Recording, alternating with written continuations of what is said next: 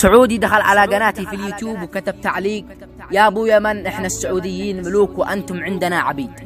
فانا رديت عليه بهذا الشعر وقلت: على البهايم والقراش الله يعين، احنا تعودنا على هذا المقال، الله يدحنا المصايب من بحين، والله يستر بس من لعب الجهاء. قال لك ملوك، هذا ملك يا سامعين، والله ما يسوى ولا حتى نعاء. صح النبو فيكم رجال وشامخين، لكن هول الناس يا خبره قلال. تلقى سعودي كف ونحلف يمين انه ملك حقا وحنا له رجال، رجال يسوى بالبقيه اجمعين، هذا ملك تهتز حتى الجبال. الناس لا ما تستوي في كل حين، والناس تتنوع كلام ما به جدال، والكفو يعرف دائما قدره ثمين والتربيه تظهر في اولاد الحلال.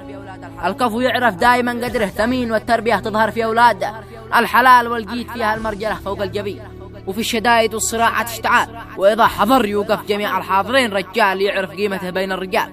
والبعض والله كأنه إبليس اللعين، ما فيه كرامة أو رجالة أو جمال، ذي صورته تفجع 43 حتى الكرامة ما لها عنده مجال.